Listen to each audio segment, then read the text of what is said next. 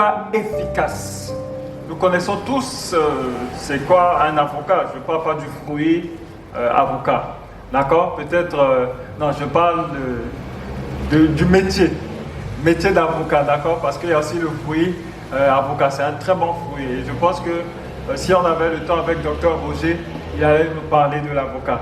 Un avocat très, très efficace. Alors, est-ce qu'un chrétien a-t-il besoin d'un avocat?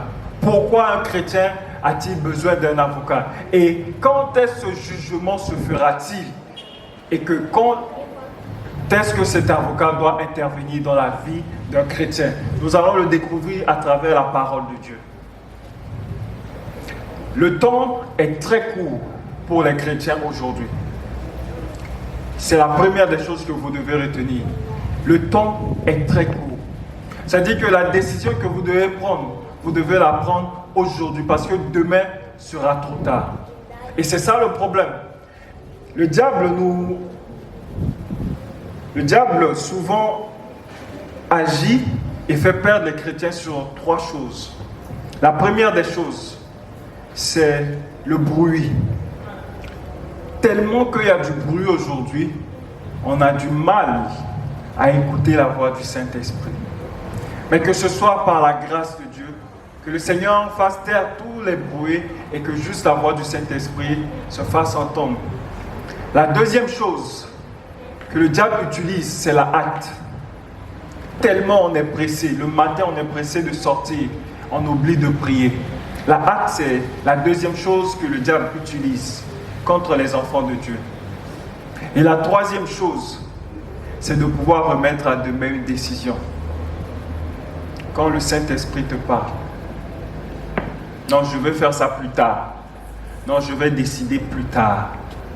C'est l'une des choses que le diable utilise. Je me rappelle, on devait prier pour quelqu'un. La personne était malade, nous a appelés. S'il vous plaît, venez prier pour nous. On était trois, on devait y aller. On s'est concerté, bon, on va aller demain. Et la nuit, la personne est décédée. Et depuis ce jour, j'ai compris que quand il s'agit de ce qui est spirituel, il ne faut pas mettre à demain. Quand le Saint-Esprit te parle, il faut agir sur le champ. Donc nous n'avons pas assez de temps pour décider parce que nous ne savons pas ce qui va se passer demain. Dieu seul connaît le lendemain.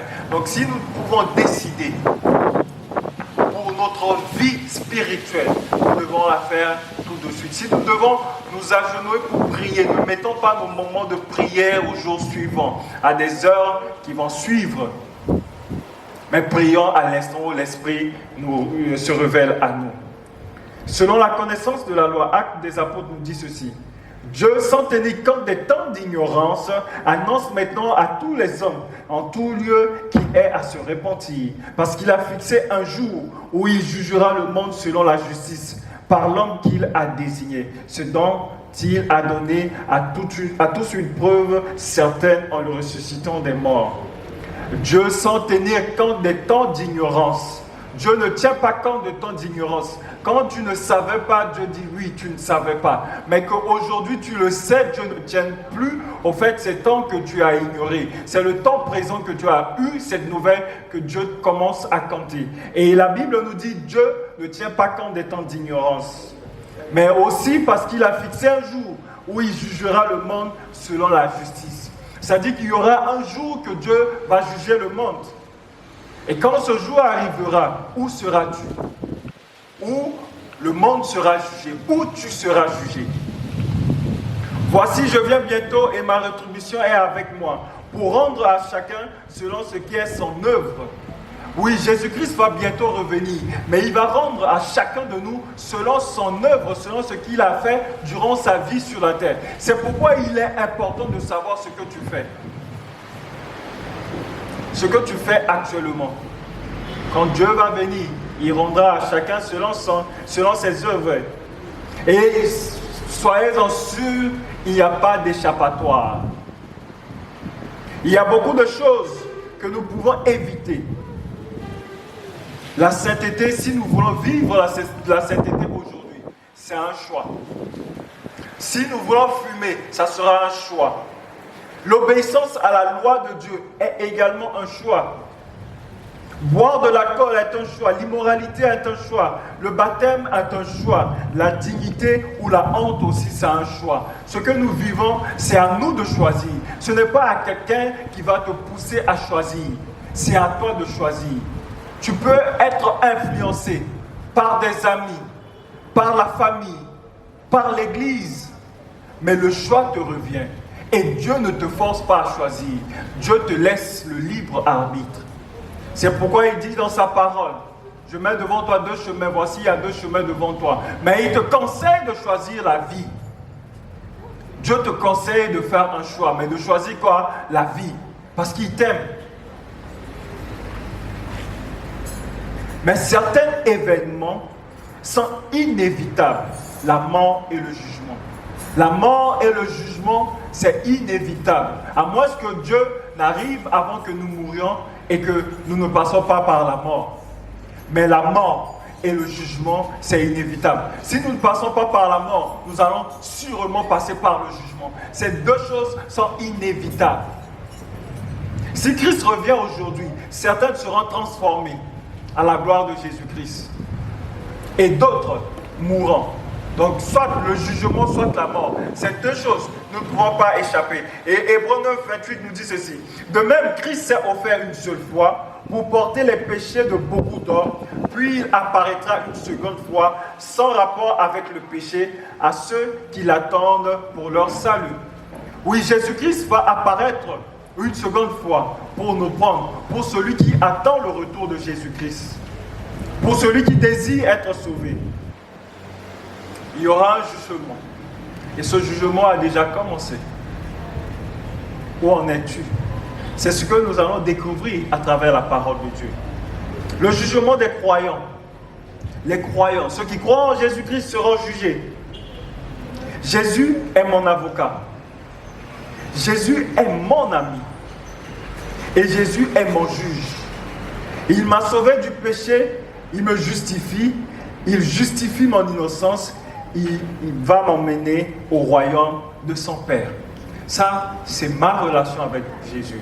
Je ne dis pas notre Jésus, mais je dis mon Jésus, mon Dieu. Et c'est ce que représente Jésus-Christ pour moi. Et toi? Que diras-tu le jour du jugement? Qui sera à tes côtés face au juge? Jean 14, verset 1. Que votre cœur ne se trouble point. Croyez en Dieu et croyez en moi. Il y a plusieurs demeures dans la maison de mon Père. Si cela n'était pas, je vous l'aurais dit. Je vais vous préparer une place. Et lorsque je me serai allé, que je vous aurai préparé cette place, je reviendrai. Et je vous prendrai avec moi, afin que là où je suis, vous y soyez aussi. Dieu nous fait une promesse ici, qu'il va nous préparer une place, qu'il va nous préparer une maison. Et nous avons vu la dernière fois qu'il y a deux royaumes, le royaume de Dieu et le royaume de Satan. Et Dieu est en train de préparer notre royaume. Il est en train de nous préparer une place dans son royaume. Et que quand il va revenir, il va nous prendre. Et cette décision que vous devez prendre de votre vie, si vous devez regarder, que dit le pasteur, que dit le prophète, que dit mes parents, que dit papa, que dit maman, que dit grand frère. Ce jour-là, face à ton destin, ils ne seront pas là. Eux aussi, ils seront en train de se chercher. Car il nous faut tous comparaître devant le tribunal de Christ, afin que chacun reçoive selon le bien ou le mal qu'il aura fait. Nous allons comparaître devant Jésus-Christ. Si tu as fait du mal, tu auras le mal comme bénéfice. Si c'est du bien que tu as pu faire, Dieu te bénira. Et tu auras la récompense, la couronne d'or. Je regardais pendant que l'on plaçait des trônes, et l'ancien des jours s'assit. Son vêtement était blanc comme la neige, et les cheveux de sa tête étaient comme de la laine pure. Son trône était comme des flammes de feu, et les roues comme le feu ardent. Un fleuve de feu coulait et sortait de devant lui. 1000 milliers le servaient et 10 000 millions se tenaient en sa présence. Les juges s'assirent et les livres furent ouverts. Les livres furent ouverts. Il y a des livres dans le ciel. Les juges sont déjà assis. Ces livres sont ouverts. Qu'attends-tu pour décider de faire appel à ton avocat? La raison du jugement est simple. C'est que le diable a dit que Dieu est injuste. Et nous voyons cela dans Ésaïe chapitre 14, le verset 12. La Bible nous dit: te voilà tombé du ciel, astre brillant, fils de l'horreur. Tu es abattu à terre, toi le vainqueur de nations. Tu disais dans ton cœur: je monterai au ciel, j'élèverai mon trône au-dessus des étoiles de Dieu. Je m'assierai sur la montagne de l'assemblée à l'extrémité du septentrion. Je serai semblable au très haut. Oui, le diable, Lucifer, prétendait que Dieu était injuste. C'est la raison du jugement. Mais ce soir, tu as le pouvoir de choisir. Tu as le pouvoir de décider. Ainsi, chacun de nous rendra compte à Dieu pour lui-même. Tu vas rendre compte à Dieu, pas pour quelqu'un. Je ne vais pas rendre compte à Dieu pour quelqu'un, mais je rendrai compte à Dieu pour moi-même. Le jour du jugement, je serai seul face à mon destin. Tu ne seras pas avec quelqu'un. Et écoutons ce que Ecclésiaste nous dit. Réjouis-toi dans ta jeunesse, livre ton cœur à la joie, marche dans les voies de ton cœur et selon les regards de tes yeux. Mais sache que pour tout cela, Dieu t'appellera au jugement. Fais ce que tu veux faire. Va dans les boîtes de nuit si tu le veux. Bois comme tu le veux. Fume comme tu le veux. Fais ce que tu veux. Si tu veux, tu pries. Si tu ne veux pas, ne prie pas. Si tu veux, tu lis la Bible. Si tu ne veux pas, ne lis pas la Bible. Si tu veux, viens à l'église. Si tu ne veux pas, ne viens pas à l'église. Ce que tu veux faire là, ça va dépendre de toi. Choisis ce que tu veux faire. Profite de ta vie. Oui, il faut dire que peut-être je suis jeune. Je vais profiter de ma vie. Je vais faire ce que je veux. Parcours le monde. Mais écoute ce que la Bible nous dit. Mais sache que pour tout cela, Dieu t'appellera en jugement. Pour tout ce que tu seras en train de faire, il y aura un jour, Dieu t'appellera en jugement. Oui, tu seras en jugement face à face au juge. Et les livres seront ouverts. Que feras-tu? Que feras-tu? As-tu déjà un avocat? Qui est cet avocat? Oh, je vous le déclare, au jour du jugement, les hommes rendront compte de toute parole, sans fondement qu'ils auront prononcé. Oui, les paroles blessantes que nous avons l'habitude de dire. Il y en a qui sont spécialistes pour blesser les gens. C'est comme s'ils ont eu un diplôme dedans. Quand ils parlent, c'est comme un couteau qu'on vient te poignarder avec. Mais pour ces paroles, Dieu t'appellera en jugement. Mais il y en a qui sont aussi là. Quand ils parlent, tu es réconforté. Pourquoi ne pas réconforter les gens avec nos propos? Pourquoi ne pas être ceux qui ont l'habitude de venir soutenir par les propos, par la parole? Car par tes paroles, tu seras justifié.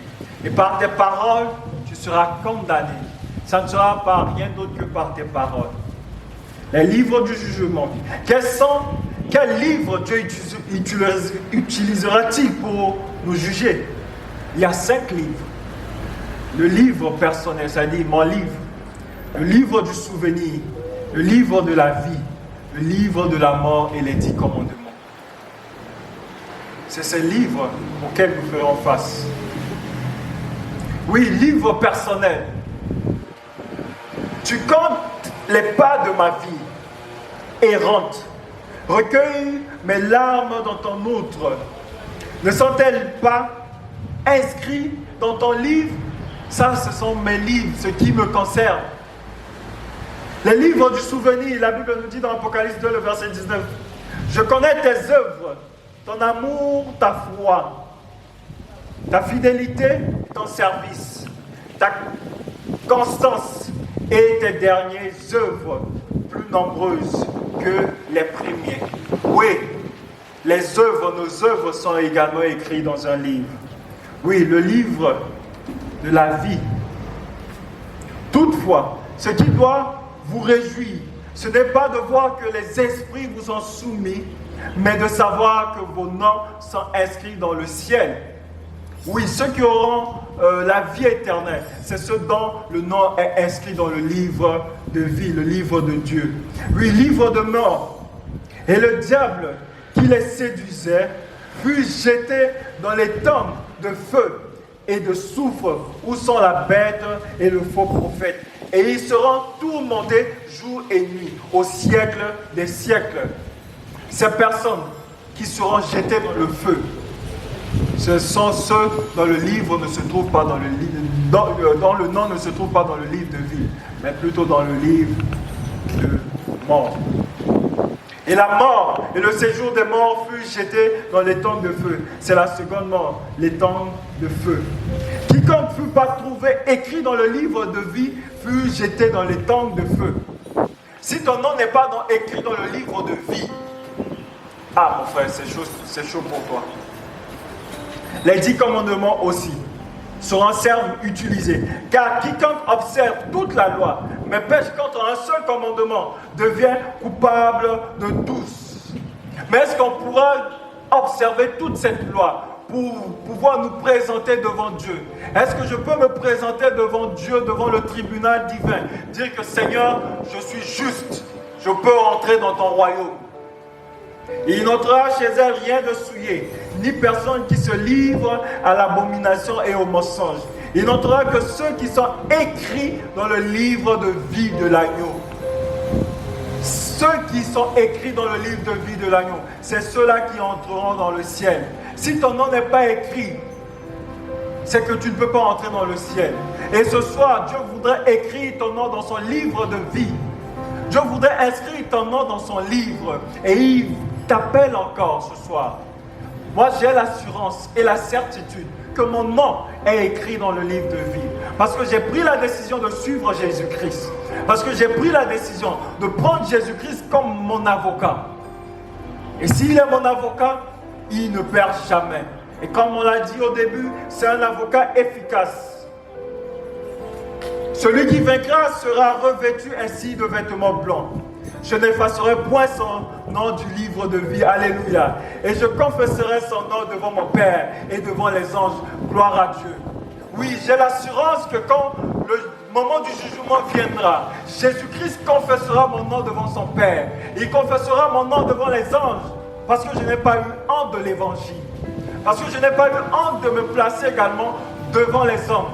Et si tu as honte de confesser le nom de Jésus-Christ aujourd'hui, il aura également honte de toi le jour du jugement.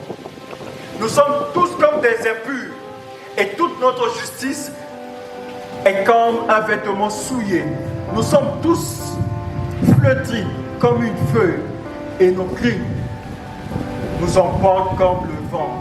Oui, nous ne pouvons pas nous présenter devant Dieu avec notre justice. Parce que quand nous allons observer 9 commandements et que nous péchons contre un seul, nous devenons coupables de toute cette loi. Ça ne sera pas à cause de notre justice. Ça ne sera pas à cause de nos efforts physiques, à cause de l'observation d'un commandement. Mais ça sera uniquement si nous acceptons Jésus-Christ comme notre avocat. C'est lui seul qui pourra nous défendre. C'est celui seul qui pourra se tenir devant le Père. Comment puis-je passer ce jugement? Ce jugement est là. Mais comment peux-tu passer ce jugement? Comment peux-tu te présenter devant ce tribunal? Parce que tu es coupable. Parce que je suis coupable. Nous sommes tous reconnus coupables face à cette loi. Comment pouvons-nous faire? La première étape, accepter Jésus comme votre sauveur et Seigneur personnel. Nous avons tous besoin de lui. La première des choses, c'est de l'accepter. Accepte Jésus-Christ. La deuxième chose, tu dois naître de nouveau par le baptême. Oui, c'est la deuxième chose. Après avoir accepté Jésus-Christ, tu dis Seigneur, je t'accepte comme mon Seigneur et Sauveur. Je te veux comme mon avocat. Mais il faudra également le confesser publiquement devant Dieu et devant les hommes. Il faudra faire l'alliance avec lui par les eaux du baptême. Et tu dois naître de nouveau. Tu dois avoir l'occasion de pouvoir signer cette alliance avec lui par les eaux du baptême. Tu dis Seigneur, je veux me baptiser. Troisième étape, tu dois vivre une vie de sainteté et d'obéissance par la puissance du Saint-Esprit. Ce n'est pas par notre force que nous parviendrons à la sanctification, mais ça sera que par la force du Saint-Esprit. Si vous avez l'habitude, si vous le constatez, essayez de faire. Quand vous essayez de faire une chose, vous êtes impuissant face au péché. Mais par la puissance du Saint-Esprit, vous devenez fort. Quelque chose que vous avez l'habitude de faire. Il y a des péchés qui sont devenus des addictions. Il y a des situations qui nous dépassent. Mais avec Jésus-Christ, avec le Saint-Esprit, nous devenons puissants, nous devenons forts et nous pouvons surmonter ces choses. Ce soir, face à ton destin, Jésus-Christ voudrait être ton avocat. Par conséquent, il peut aussi sauver parfaitement ceux qui s'approchent de Dieu à travers lui, puisqu'il est toujours vivant pour intercéder en leur faveur. Oui, ceux qui s'approchent de Dieu à travers Jésus-Christ, il désire les sauver. Jésus-Christ désire ce soir te sauver. Il te tend la main. Voici, je viens bientôt. Et j'apporte avec moi ma récompense pour traiter chacun conformément à son œuvre. Chers amis, ce soir, tu es face à une situation, une décision à prendre. Tu es face à une décision que tu dois prendre. C'est d'accepter Jésus-Christ par le baptême qui symbolise la crucifixion de Jésus, sa mort et sa résurrection. Si tu acceptes de te faire baptiser, tu dis oui Seigneur, je suis crucifié avec toi. Oui Seigneur, je suis mort avec toi. Oh alléluia, je suis ressuscité avec toi. Gloire te soit rendue Seigneur Jésus-Christ. Et comme en Égypte, quand le jour de destruction était arrivé, où l'ange de la mort devait passer dans toute l'Égypte, tous les premiers-nés étaient tués, sauf les premiers-nés des enfants d'Israël qui ont mis le sang de l'agneau sur leur porte. Oui, si tu as accepté Jésus, le sang de l'agneau te couvrira le jour du jugement. Et quand la destruction arrivera, tu seras épargné. Tu seras épargné à cause du sang de l'agneau. Chers amis, ce soir, accepte une fois de plus l'appel de Jésus-Christ. Et il te tend la main. Il désire te sauver. Il désire être ton avocat. Tu n'auras rien à payer, mais tu vas tout gagner. Tu ne vas pas payer cet avocat. Si tu l'acceptes, si tu le désires, il entrera chez toi. Car par la foi en Jésus-Christ, vous êtes tous fils et filles de Dieu. Car nous tous qui avons été baptisés pour Christ, vous vous êtes revêtus de Christ. Ce soir, soit tu acceptes et tu es acquitté. Acquitté pas parce que tu observes un commandement, mais parce que la grâce de Jésus-Christ et le sang de Jésus t'a couvert. Voudras-tu essayer? Mes chers enfants, je vous écris ceci afin que vous ne péchiez pas.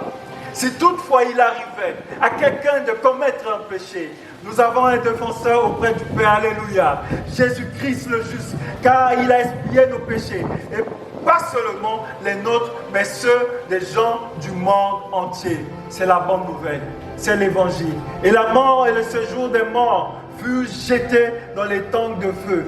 C'est la seconde mort, les tangs de feu. Et cette mort ne vous concerne pas, parce que vous avez accepté Jésus-Christ. Toute cette terre, cette planète sera détruite au jour du jugement. L'enfer est une réalité. Oui, l'enfer est une réalité. Il y aura un temps où Dieu détruira Satan et le péché. Mais celui qui va s'accrocher au péché, Dieu sera obligé de le détruire. C'est pourquoi ce soir, je voudrais que tu te détaches du péché, afin qu'au jour J, il détruit le péché, il détruit Satan avec le péché, et que toi tu aies la vie éternelle. Il a pris ma place sur la croix, et il m'a donné une place dans le ciel. Si tu confesses de ta bouche le Seigneur Jésus, et si tu crois dans ton cœur que Dieu l'a ressuscité des morts, tu seras sauvé, toi et ta famille. Je vous donne l'exemple de deux personnes. Une jeune fille et un jeune homme. La jeune fille, elle a eu une vie difficile. Elle s'était prostituée dans son passé. Elle a avorté plusieurs fois. Elle s'est retrouvée en train de se droguer. Elle a fait beaucoup de choses. Voler les gens. Elle-même est allée au point où commençait à faire des pactes pour pouvoir s'enrichir. Et un jour, un chrétien est venu lui dire, Jésus-Christ est mort pour toi. Il dit, moi, Jésus ne peut pas mourir pour moi. Tu sais ce que j'ai fait de ma vie? La personne dit, quel que soit ce que tu as fait de ta vie, moi je ne veux pas savoir. Mais je sais une chose, Jésus-Christ est mort pour toi. Elle n'arrivait pas à croire. Et la personne continue, dit, Jésus-Christ t'aime. Il dit, moi, quelqu'un va m'aimer. Personne ne m'aime. Je suis seul dans ce monde et je me bats pour m'en sortir. Qui peut m'aimer? Qui peut m'aimer? Il dit, non, Jésus-Christ t'aime. Il a donné sa vie pour toi. Alors cette jeune fille a accepté Jésus-Christ. À l'instant où on l'a annoncé ce message, elle s'est prosternée, elle a prié, elle a confessé Jésus-Christ, elle allait se faire baptiser. Il y a eu une seconde personne, un jeune homme, on vient lui parler de Jésus. Il dit non, son père était pasteur, sa mère une fervente croyante, toute sa famille connaissait Dieu. Il s'est détourné de la parole de Dieu. Il a rejeté la parole de Dieu. Il dit non, ça ce sont mes parents. Ils ne vont pas vouloir m'obliger à faire ce que je ne veux pas. Moi, je veux vivre ma vie. Je veux vivre, je suis jeune. Et les deux sont morts. Et au jour du jugement, la fille s'est présentée. Et qu'est-ce qu'on dit? On a cité les péchés de cette fille. On dit non, toi, tu as fait tellement de mal, jeune fille. Tu mérites la mort. Et il a commencé à pleurer. Et un homme s'approcha de lui et dit, ne pleure point. Ne pleure pas. Parce que le jour où tu as accepté, tu as dit, Seigneur, je t'ai accepté. Et que tu es rentré dans les eaux du baptême. Jésus s'est placé devant le Père. Il a dit, Père, pardonne à cette fille. Parce que je suis mort pour elle. J'ai subi l'humiliation pour elle. J'ai été frappé pour elle, flagellé pour elle. J'ai versé mon sang pour elle. J'ai été dans le tombeau pour elle. Et je suis ressuscité pour elle. Je t'en prie, papa, pardonne-la, lave-la. Et que son nom qui était dans le livre de mort soit désormais effacé dans ce livre de mort. Et que cela se retrouve dans le livre de vie. Et cette fille, aujourd'hui, a la vie éternelle. Alors le second s'est présenté. Elle dit, monsieur, voilà tout ce que tu as fait. Jésus-Christ est venu. Et il dit, mon fils, j'avais tant voulu être ton avocat. Tu te souviens quand ton père te disait, ne fais pas si, tu as rejeté les enseignements de ton père. Tu as rejeté les conseils de ta mère. Tu as rejeté les conseils de tes frères. Tu as rejeté l'église. Je voudrais bien être ton avocat. Mais tu m'as rejeté sur terre. Et je ne peux pas te confesser aujourd'hui devant mon père. Je suis désolé, mon fils. Je t'ai aimé énormément. J'ai versé mon sang pour toi. J'ai donné ma vie pour toi. J'ai été crucifié pour toi. Mais tu m'as refusé. Tu m'as rejeté. Père, je voulais tant être son avocat. Mais je ne peux pas. Tu es juste. Alors Jésus s'est effacé. Et ce monsieur s'est retrouvé face à son destin. Sans avocat. Ce soir, c'est à toi de choisir. L'exemple est là. À toi de décider. Y a-t-il quelqu'un ce soir qui voudrait que Jésus-Christ soit son avocat? Moi, j'accepte Jésus-Christ comme mon Seigneur, comme mon Sauveur et comme mon avocat. S'il y a quelqu'un qui voudrait que Jésus soit son avocat, j'invite cette personne à se tenir sur ses pieds. Nous allons prier. Si tu acceptes Jésus-Christ comme ton avocat, lève-toi, nous allons prier.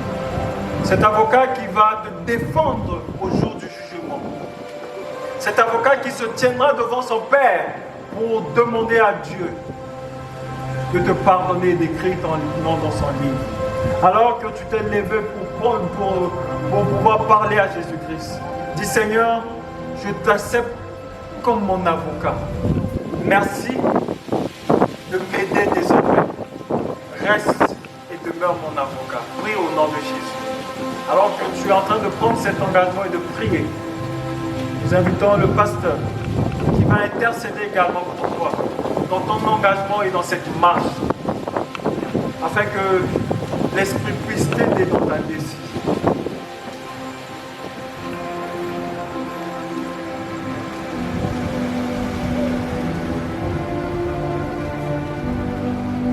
Accepte que Jésus-Christ soit ton avocat.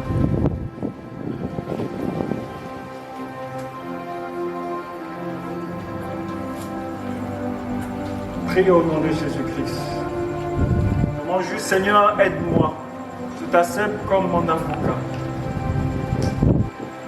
Je suis faible face à cette situation. Donne-moi ta force.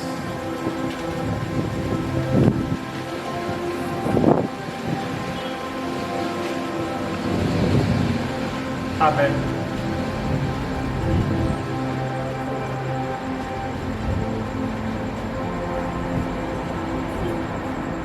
Éternel Dieu, Dieu de bonté et d'amour, tendre Père Céleste, toi à qui tout appartient, toi le seul vrai Dieu, nous voilà ici, debout, invoquant ton saint nom, parce qu'il n'y a qu'en toi seul que nous pouvons obtenir cet espoir qui ne meurt jamais. Tendre Père Céleste, après nous avoir permis de pouvoir écouter ta parole depuis le début de cette rencontre jusqu'à ce jour, ce soir tu nous fais savoir que tu es le seul vrai avocat qui puisse nous accompagner, qui puisse aller avec nous au devant de ce jugement qui nous attend. Et nous te dis merci parce que tu t'es proposé, tu t'es disposé à pouvoir le faire pour nous. C'est par amour que tu le fais. Éternel Dieu, nous n'avons pas de quoi te remercier si ce n'est que utiliser nos simples mots pour le faire. Ce soir encore, tu invites tes enfants. Tu invites tous ceux-là qui sont ici, présents debout, et qui ont accepté cette invitation, que tu sois leur avocat, que tu sois leur défenseur, face à tout ce que l'ennemi ne fait que faire contre eux. Éternel Dieu, ils ont accepté que tu les défendes. Les jours sont mauvais, le temps est court. Le temps qu'il nous reste à vivre, nous ne connaissons même pas. À tout moment, quelque chose peut se passer dans notre vie. Éternel Dieu, nous voulons ce soir nous remettre en tes mains. On te prie de nous aider. Si par le passé nous avons mal fait, tu nous fais de nous pardonner. Alors que nous voulons prendre de notre disposition aujourd'hui, accepte nos prières au Père. Soutiens-nous davantage. Et à partir d'aujourd'hui, au Père, nous nous remettons en tes mains. Parce que tu es notre avocat. Nous voulons dépendre de toi à 100%. Parce que tu es prêt à nous défendre. Nous voulons mettre notre foi en toi seul. Je te confie tous tes enfants ici présents. Ceux-là qui manifestent le désir que tu sois l'avocat. À partir d'aujourd'hui et pour toute la vie, je te prie de les soutenir davantage et de les assister. Garde-nous tous et conduis-nous. Oriente-nous et assiste-nous. Éternel Dieu, entre tes mains, nous nous remettons. Dans le creux de ta main, nous voulons être ce soir. Parce que nous savons qu'avec toi, nous avons la protection contre l'ennemi. Nous avons la protection contre tout ce qui peut nous éloigner de toi. Je te prie de nous garder, de nous protéger davantage. Alors que les jours continuent de se poursuivre. te prions de nous donner la force de pouvoir demeurer fidèle à toi seul.